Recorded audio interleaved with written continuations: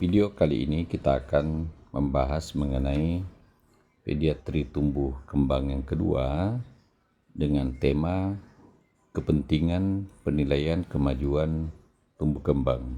Mengetahui tumbuh kembang anak normal dengan sedikit variasinya, ini penting untuk dapat memberikan penilaian yang abnormal.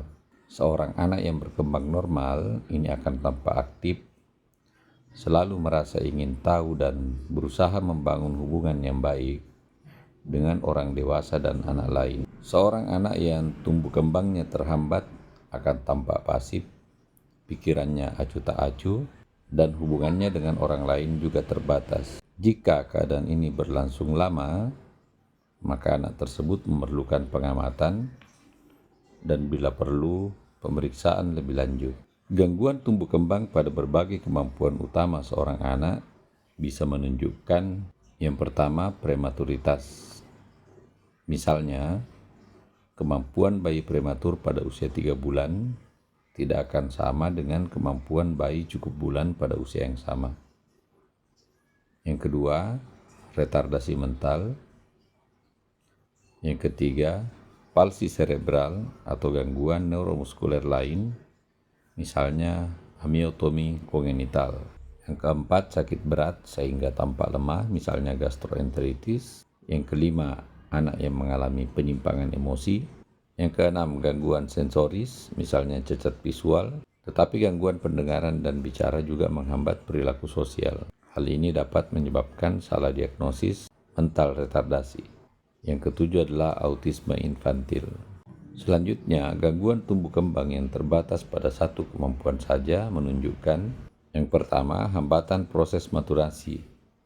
Kadang-kadang kemampuan tertentu, terutama kemampuan bicara, tidak berkembang menurut kecepatan yang seharusnya. Kemampuan tersebut akhirnya dapat dicapai dan anak sepenuhnya akan normal pada bidang tersebut. Yang kedua adalah hambatan pada motorik kasar.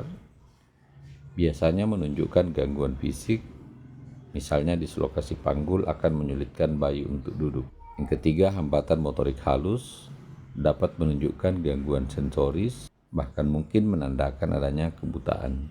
Yang keempat, hambatan bersuara atau berbicara dapat menunjukkan ketulian. Yang kelima, disfungsi otak ringan atau sindrom hiperaktif. Yang keenam, pada anak lebih besar dapat menunjukkan kesulitan kemampuan tertentu, misalnya disleksia dan sebagainya.